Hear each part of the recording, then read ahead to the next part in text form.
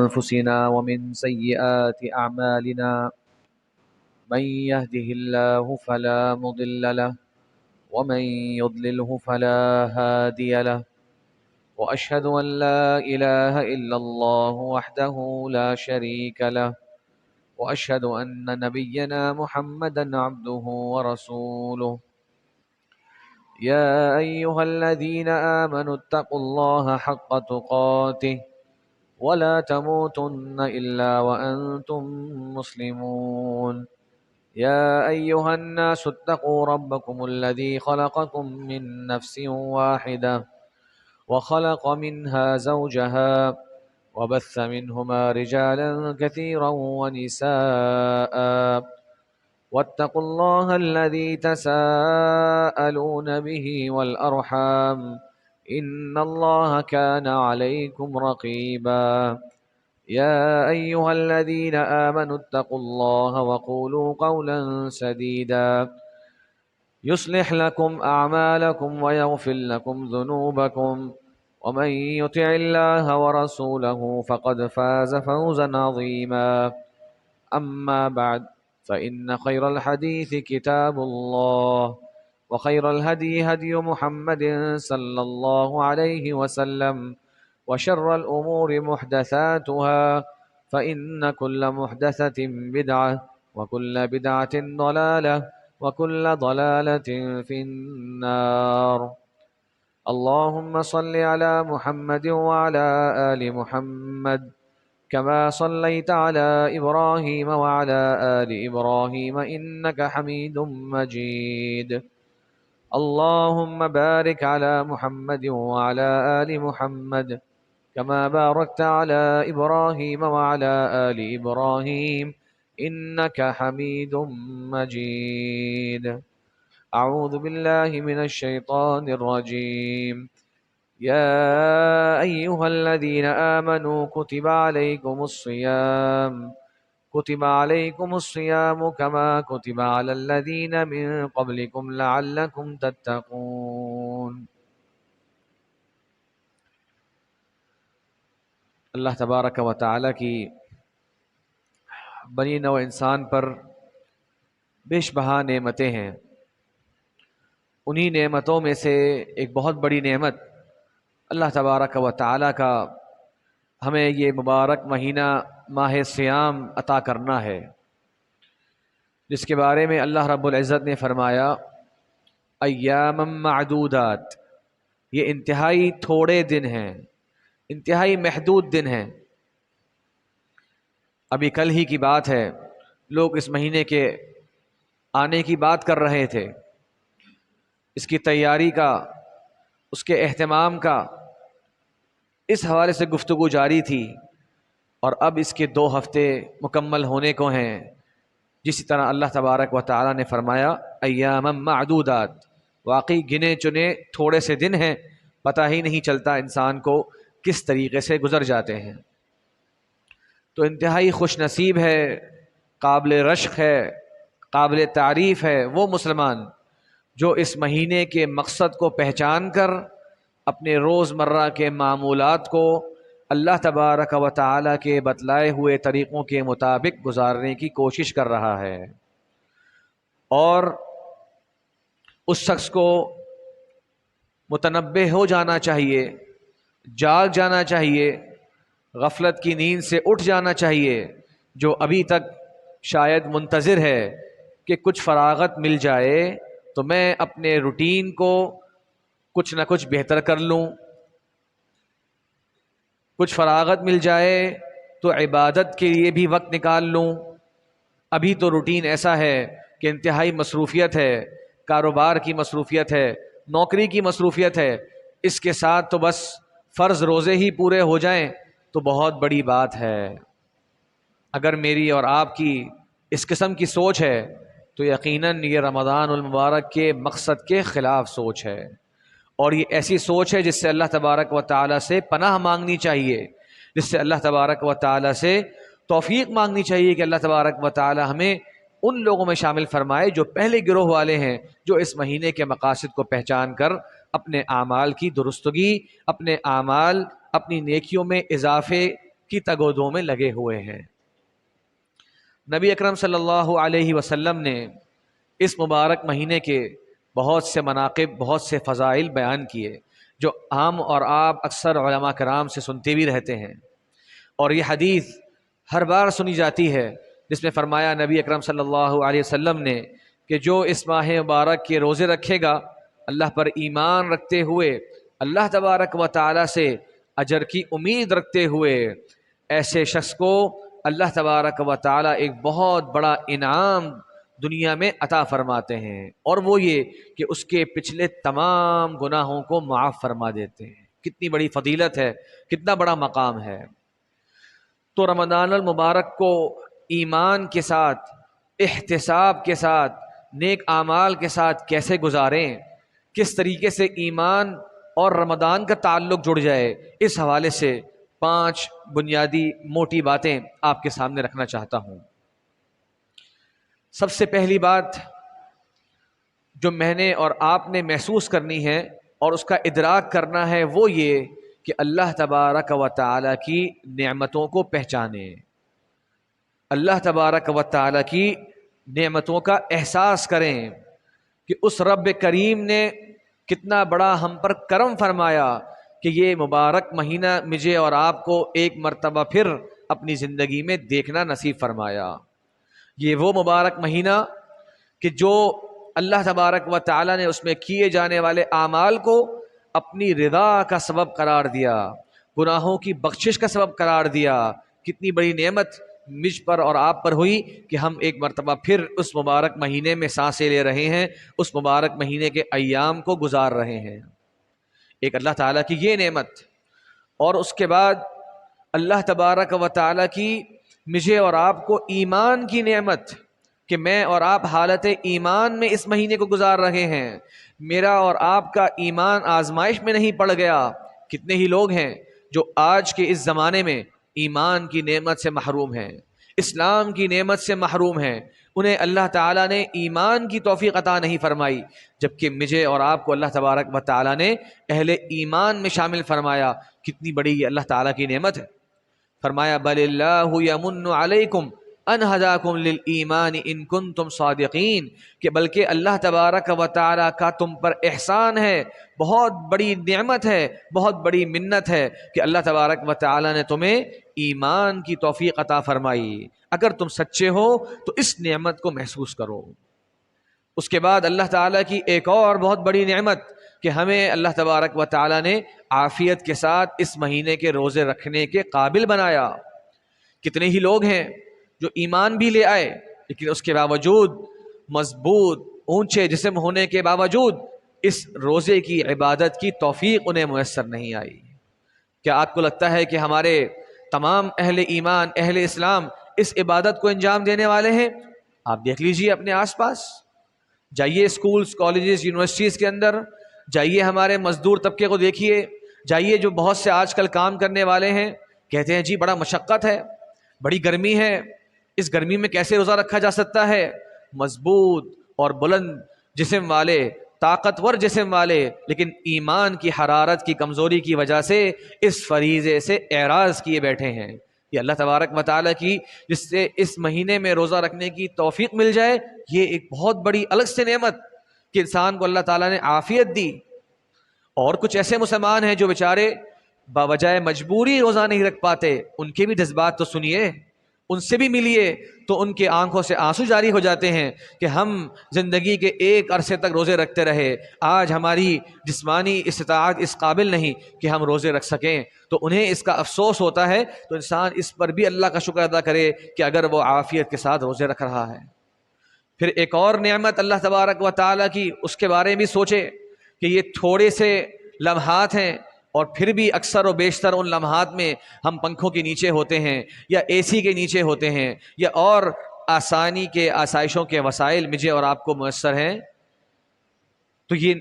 اس روزے کو انجام دینے میں اللہ کی طرف سے جو آسانی مجھے اور آپ کو مل جاتی ہے کہ الحمدللہ اکثر و بیشتر روزہ گزر جاتا ہے اور میری اور آپ کی حالت غیر نہیں ہو جاتی، میں اور آپ بے ہوشی کی طرف نہیں چلے جاتے، بلکہ عافیت کے ساتھ آسانی کے ساتھ اس روزے کو صبح سے لے کے شام تک پورا کر پاتے ہیں، یہ ایک اور بہت بڑی نعمت جو اللہ تعالیٰ کا شکر کا تقاضا کرتی ہے۔ اور ایک اور بہت بڑی نعمت کہ میں اور آپ آج صبح اپنے گھروں سے سحری کر کر آئے، اور مجھے اور آپ کو علم ہے کہ آج شام کے وقت میں ہم گھر جائیں گے تو ہمارے پاس افطاری کا سامان موجود ہوگا۔ نبی اکرم صلی اللہ علیہ وسلم فرماتے ہیں من اصبح منکم آمنا فی سربہ، جو شخص صبح کے وقت اپنے گھر میں اس حالت میں آنکھ کھولتا ہے کہ اس کے گھر میں امن و امان ہے، اس کے شہر میں، اس کے ملک میں امن و امان ہے، اسے اپنے گھر والوں کی جان کی پریشانی لاحق نہیں ہے بلکہ وہ امن سے ہیں۔ عندہ قوت یومہ، اس کے پاس اتنا کھانا ہے کہ صبح سے لے کے شام تک اس کا گزارا ہو جائے۔ فکأنما حیزت لہ الدنیا وما فیہا، تو گویا دنیا اور دنیا کی ساری نعمتیں اور بھلائیاں اللہ تعالیٰ نے سمیٹ کر اس کو عطا کر دیں۔ ذرا سوچئے، یہ میں اور آپ ہر روزانہ جو صبح طرح طرح کے کھانے پکوان میسر آ رہے ہیں، شام کو افطاری میں ہمارے سامنے طرح طرح کے پکوان ہیں، کیا ہم نے اللہ تعالیٰ کا یہ شکر ادا کیا؟ کتنے ہی کلمہ گو، کتنے ہی ایمان والے، کتنے ہی اسلام پر عمل کرنے والے مسلمان ایسے ہیں جنہیں پورے 11 مہینوں میں اس طرح کے کھانے میسر نہیں آتے۔ رمضان میں تو دور کی بات، پورے 11 مہینوں میں ان کے کسی نہ کسی وقت کا ایک نہ ایک وقت کا فاقہ گزر رہا ہوتا ہے۔ اگر دوپہر کو کھانا کھاتے ہیں تو رات کا کھانا میسر نہیں آتا، اگر رات کو کھا لیتے ہیں تو اگلے دن کے کھانے کے کوئی وسائل بندوبست ان کے پاس نہیں ہوتا۔ تو یہ کتنی بڑی اللہ تعالیٰ کی نعمت۔ تو اس مہینے کی جو پہلی بنیادی بات اس حدیث سے میں نے اور آپ نے سمجھنی ہے کہ اس نعمت کا احساس تو کریں کہ اللہ تعالیٰ نے کتنی بڑی نعمت مجھے اور آپ کو عطا فرمائی کہ ہم اس مبارک مہینے میں، اس رمضان میں اس عبادت کو انجام دیں۔ پھر ساتھ میں اللہ تعالیٰ کی یہ بھی نعمت کہ جو مجھے اور آپ کو خیر سے دور کرنے کے اسباب ہیں جو کہ شیطان کی طرف سے ہوتے ہیں، اللہ تعالیٰ نے اسے بھی جکڑ دیا۔ اللہ تعالیٰ نے اسے بھی جکڑ دیا کہ اس مہینے کے اندر شیطان کا میرے اور آپ کے اوپر اس طرح سے بس نہیں چل سکتا جس طرح وہ پورے سال مجھے اور آپ کو ورغلانے کی کوشش کرتا ہے۔ اب اتنی ساری نعمتیں، یہ پہلے میں اور آپ اس کا احساس کریں، اس کا شکر ادا کریں۔ دوسری بات جو اس حدیث سے معلوم ہوتی ہے مسلمان کو وہ یہ کہ جب مسلمان صحیح طور پہ رب تعالیٰ کو پہچانتا ہے، اپنے دنیا میں آنے کے مقصد کو جانتا ہے، تو ایک احساس اس کے دل میں یقینی طور پہ پیدا ہوتا ہے۔ اللہ تعالیٰ کی پہچان، اللہ کی محبت اس کے دل میں ہو، دنیا میں اپنے آنے کے مقصد کو صحیح طرح سے پہچانتا ہو جو کہ اللہ کی عبادت ہے، تو ایک احساس اس کے دل میں آتا ہے، اور وہ یہ کہ میں اللہ تبارک و تعالیٰ کے حقوق کو ادا کرنے میں انتہائی کوتاہی کا مرتکب ہوتا ہوں، میرے اندر بہت کمی کوتاہی ہے، اللہ تبارک و تعالیٰ کی جو عبادت کا حق ہے میں اس حق سے بہت دور ہوں۔ سبحانک ما عبدناک حق عبادتک، اے اللہ تو پاک ہے ہر قسم کے عیب سے، ہم نے تیری عبادت نہیں کری اس طرح جس طرح تیری عبادت کرنے کا حق تھا۔ فرمایا اللہ تبارک و تعالیٰ نے اہل ایمان کی صفت بیان کرتے ہوئے، ذرا غور کیجئے، اللہ تعالیٰ اہل ایمان کی صفات قرآن مجید میں بیان فرما رہے ہیں، ان الذین هم من خشیت ربهم مشفقون، بے شک وہ لوگ اپنے رب کی خشیت کے ساتھ ہر وقت ڈرے رہتے ہیں، ڈرنے والے ہوتے ہیں، والذین هم بآیات ربهم یؤمنون، اور وہ لوگ اپنے رب کی آیات پر، اپنے رب کے کلام پر ایمان لے کر آتے ہیں، والذین هم بربهم لا یشرکون، اور وہ اپنے رب کے ساتھ کسی کو شریک نہیں ٹھہراتے۔ پھر کیا فرمایا، والذین یؤتون ما اتوا وقلوبهم وجلۃ انہم الی ربهم راجعون، جو اللہ تبارک و تعالی نے انہیں توفیق دی، جو اعمال کرنے کی توفیق بخشی، وہ انہیں انجام لاتے ہیں، وہ انہیں عمل میں لے کر آتے ہیں، اور ان کے دل ڈر رہے ہوتے ہیں کہ ہم نے تو لوٹ کے اللہ تبارک و تعالیٰ کے پاس جانا ہے۔ جب یہ قرآن کی آیت سنی کہ وہ لوگ عمل بھی کر رہے ہوتے ہیں اور ڈرتے بھی ہیں کہ ہم نے اللہ کے پاس جانا ہے، تو امی عائشہ رضی اللہ عنہا نے نبی اکرم صلی اللہ علیہ وسلم سے اس آیت کے بارے میں سوال کیا۔ کیا سوال کرتی ہیں؟ کہتی ہیں کہ یا رسول اللہ، کیا یہ وہ لوگ ہیں جنہیں اللہ تبارک و تعالیٰ نے ذکر فرمایا کہ جو اچھے اعمال بھی کرتے ہیں اس کے بعد ان سے چوری، بدکاری اور برے گناہ بھی ہو جاتے ہیں، تو وہ اپنے اچھے اعمال تو کر رہے ہیں لیکن گناہوں کو چونکہ نہیں چھوڑ رہے تو اللہ سے ڈر رہے ہوتے ہیں؟ کیا اللہ تعالیٰ ان کا ذکر فرما رہے ہیں؟ فرمایا اللہ کے نبی صلی اللہ علیہ وسلم نے، لا یا ابنۃ الصدیق، نہیں اے صدیق کی بیٹی، بلکہ یہ وہ لوگ ہیں، ہم الذین یصلون ویصومون، اور جو نیک اعمال کرنے والے ہوتے ہیں، اللہ کے لیے عبادت انجام دینے والے ہوتے ہیں، نماز و روزہ کرنے والے ہوتے ہیں، اس کے بعد بھی ڈرتے ہیں کہ کہیں یہ عمل اللہ تعالیٰ قبول کرے گا یا نہیں کرے گا، کیا خبر قیامت کے دن یہ اعمال اللہ تعالیٰ انہیں شرف قبولیت سے نوازے یا ہمارے منہ پر مار دیے جائیں۔ تو یہ اہل ایمان کی صفت ہوتی ہے کہ وہ نیکی جب کرنے کے بعد غرور میں مبتلا نہیں ہوتے، عجب کا شکار نہیں ہوتے، یہ نہیں کہتے کہ بھئی ہم نے تو بڑے اچھے اچھے اعمال کر لیے، ہم یہ بھی کر رہے ہیں، ہم وہ بھی کر رہے ہیں، بلکہ وہ اللہ تعالیٰ سے ڈرتے ہیں کیا خبر قیامت کے دن یہ اعمال قبول بھی ہوں یا قبول نہ ہوں۔ تو اس بات کو بھی میں نے اور آپ نے اپنے سامنے رکھنا ہے کہ میری اور آپ کی جو کوتاہیاں ہیں، اللہ تبارک و تعالیٰ اس کے باوجود یہ نیکی کے موقع مجھے اور آپ کو میسر فرما رہا ہے تاکہ ہم اپنا جائزہ لیں، تاکہ اپنے معاملات کو درست کرنے کی طرف آگے بڑھیں۔ تیسری بات جو اس حدیث سے سمجھ میں آتی ہے کہ جو رمضان المبارک کے روزے رکھتا ہے ایمان کے ساتھ اور اللہ تعالیٰ سے اجر کی امید کے ساتھ، اللہ تبارک و تعالیٰ اس کے پچھلے تمام گناہوں کو معاف فرما دیتے ہیں، وہ یہ کہ میں اور آپ اللہ تبارک و تعالیٰ کی بندگی کا احساس اپنے دل میں پیدا کریں۔ یہ احساس پیدا کریں کہ میں اور آپ اللہ کے بندے ہیں، جو رب تعالیٰ نے حکم دیا میں اور آپ اس کے پابندی کرنے والے ہیں۔ غلام جو ہوتا ہے وہ اپنے مالک سے یہ نہیں پوچھتا کہ تم نے مجھے یہ کیوں کہا، یہ کام کروں تو کیوں کروں، وہ جو کہا جاتا ہے اس کو وہ انجام دے لیتا ہے۔ تو اس اللہ تبارک و تعالیٰ کی بندگی کے احساس کو محسوس کرنا ضروری ہے کہ صبح سے لے کے شام تک رب نے حکم دیا، کھانا پینا نہیں، یہ بندہ اپنے رب کے حکم کے تابع رہتے ہوئے کھا پی نہیں رہا۔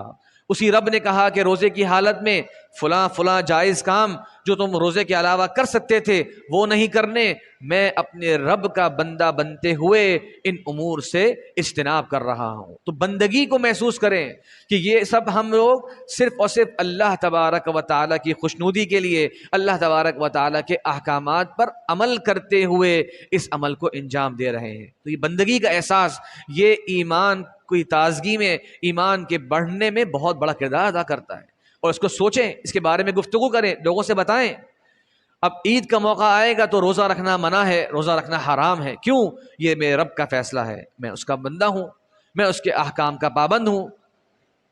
30 روزے ہیں، اس کے یہ احکامات ہیں، صبح سے لے کر رات تک اس طرح سے اپنے آپ کو کھانے پینے سے بچانا ہے، کیوں؟ کیونکہ میرے رب کا حکم ہے، میں اس رب کا پابند ہوں۔ تو یہ بندگی، یہ انسان اللہ تبارک و تعالی کا عبد ہونے کا جو لذت ہے اور جو اس کی چاشنی ہے، اس کو محسوس کرے۔ چوتھی بات، اس چیز کی تعظیم کریں جس چیز کی تعظیم اللہ تبارک و تعالی نے کی ہے، یعنی اس ماہ رمضان کی تعظیم اللہ تبارک و تعالی نے کی، تو میں اور آپ بھی اس مہینے کی تعظیم کرنے والے ہوں، اس مہینے کی عظمت کو پہچاننے والے ہوں۔ کیا عظمت ہے؟ فرمایا شہر رمضان الذی انزل فیہ القرآن، یہ وہ مبارک مہینہ ہے جس میں اللہ تعالیٰ نے قرآن مجید کو نازل فرمایا، اپنا کلام نازل فرمایا۔ یہ اللہ کا کلام ہے، جتنی اللہ تبارک و تعالیٰ کی عظمت ہے، جتنی اللہ تبارک و تعالیٰ کا مقام ہے، جتنا اللہ تبارک و تعالیٰ اپنے بندوں پر جس طرح سے غالب ہے، اسی طریقے سے اللہ کا کلام اس کے تمام بندوں کے کلام پر غالب ہے۔ جس طرح اللہ تبارک و تعالیٰ کا کوئی ثانی نہیں، اس طرح اللہ تبارک و تعالیٰ کے کلام کا کوئی ثانی نہیں۔ جس طرح اللہ تبارک و تعالیٰ کے کلام جیسا کسی کا کلام نہیں، اسی طریقے سے جس طرح سے اللہ تبارک و تعالیٰ کا جو کلام ہے، جو اتنی عظمت ہے،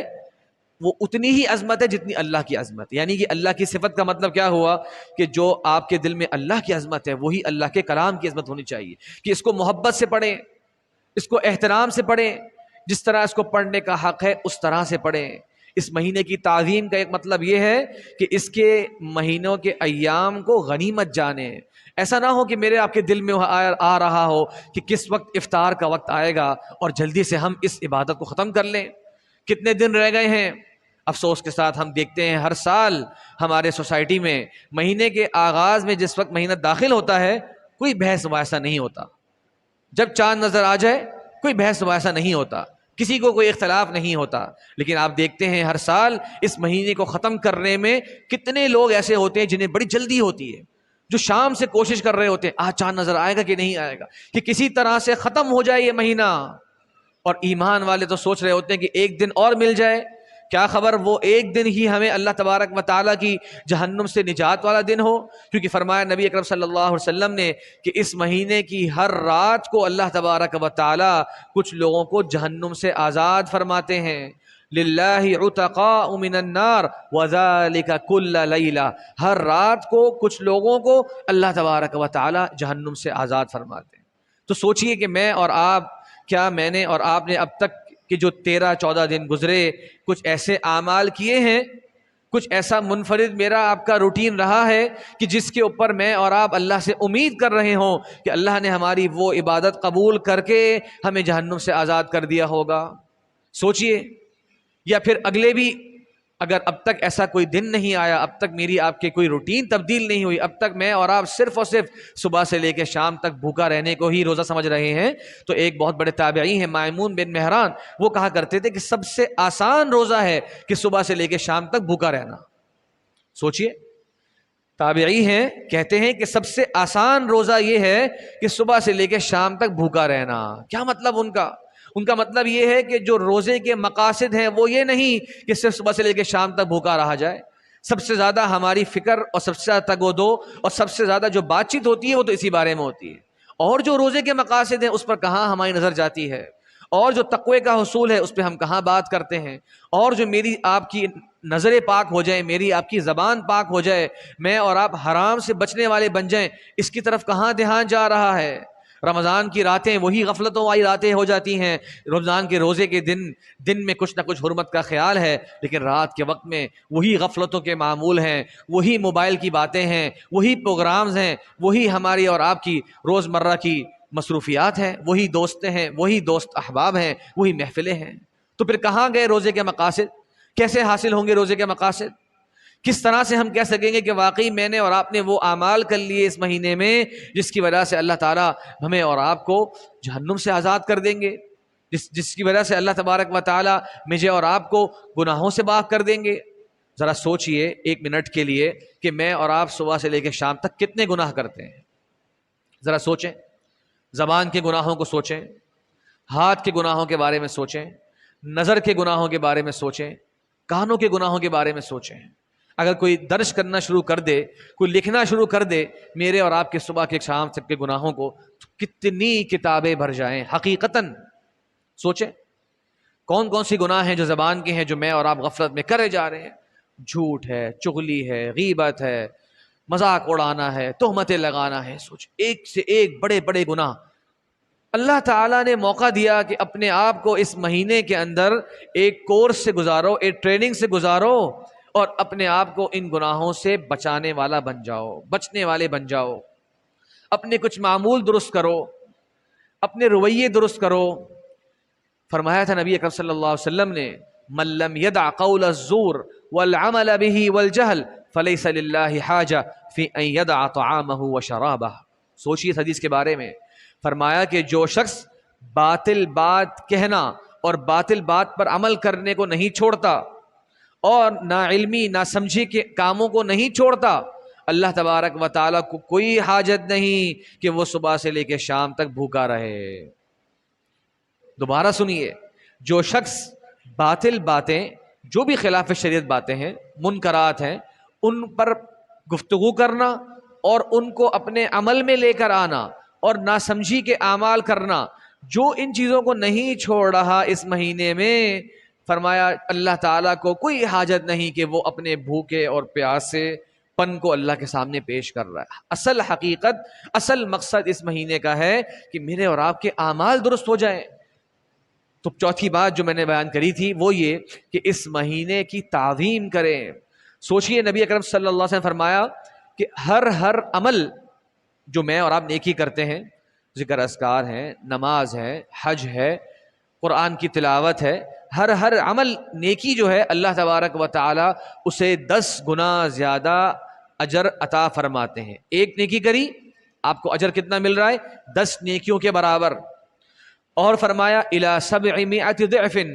کچھ اعمال ایسے ہوتے ہیں جنہیں میں اور آپ اتنی خشوع کے ساتھ کرتے ہیں، اتنی للہیت سے کر رہے ہوتے ہیں، اتنے جذبے سے کر رہے ہوتے ہیں، اتنے خلوص سے کر رہے ہوتے ہیں کہ اللہ تبارک و تعالی جو انتہائی شکور ہے، جو اللہ تعالیٰ قدردان ہے اپنے بندوں کے اعمال کا، وہ 700 گناہ تک ان اعمال کا اجر دے دیتا ہے۔ 700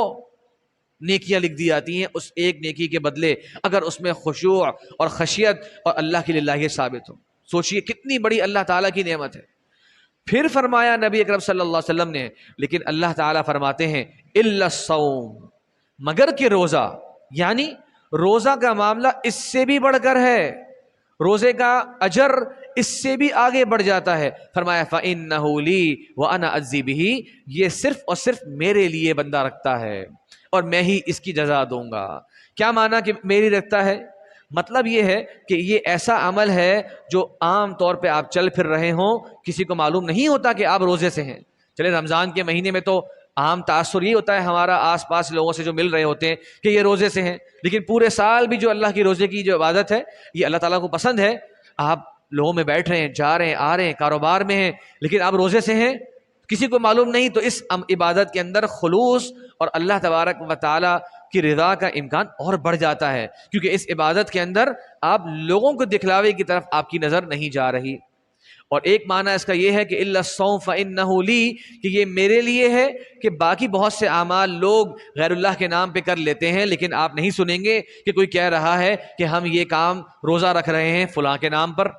لوگ دعائیں کر لیتے ہیں کسی کے نام پر، لوگ کچھ نمازیں پڑھ رہے ہوتے ہیں ہمارے یہاں فلاں فلاں ولی کے نام پر، لوگ قربانیاں کر رہے ہوتے ہیں فلاں فلاں ولی کے نام پر، جو کہ ناجائز اور شرک والے اعمال ہیں۔ لیکن روزہ رکھنے کی عبادت خاص طور پہ محض اللہ تبارک و تعالیٰ کے لیے انجام دی جاتی ہے۔ وَأَنَا أَجْزِي بِهِ، فرمایا تو میں ہی اس کی جزا دوں گا۔ جنت میں قیامت کے دن اللہ تبارک و تعالیٰ نے روزے داروں کے لیے ایک الگ سے دروازہ باب الریان مقرر فرما دیا جس سے وہ داخل ہوں گے۔ تو یہ اتنی محبوب عبادت ہے، اس مہینے کی اس عبادت کی تعظیم کریں میں اور آپ اپنے دل سے۔ اور پانچویں اور آخری بات اس حدیث کے تعلق سے وہ یہ ہے کہ فرمایا نبی اکرم صلی اللہ علیہ وسلم نے جب اس ماہ رمضان کے آخری عشرے کا ذکر فرمایا کہ اللہ تبارک و تعالیٰ نے اس میں ایک رات ایسی رکھی ہے جس رات کی فضیلت یہ ہے لیلۃ خیر من الف شہر، یہ ایک رات ہے جو 1000 مہینوں سے زیادہ افضل ہے، ایک رات 1000 مہینوں سے زیادہ افضل۔ اس کے بعد فرمایا یہ تو اس کا مقام مرتبہ ہے، یہ تو اس کی فضیلت ہے، یہ تو اس کا رتبہ ہے۔ من حرم خیرہا فقد حرم، جو آخری بات اس حدیث سے سمجھنی ہے میں نے آپ نے، وہ یہ کہ جو اس رات کی فضیلت سے محروم ہو گیا در حقیقت وہ محروم ہے، دین کی نظر میں وہ شخص محروم ہے، وہ قابل ترس ہے، اس پہ افسوس کیا جائے گا، اس سے تعزیت کی جائے گی۔ تو میں اور آپ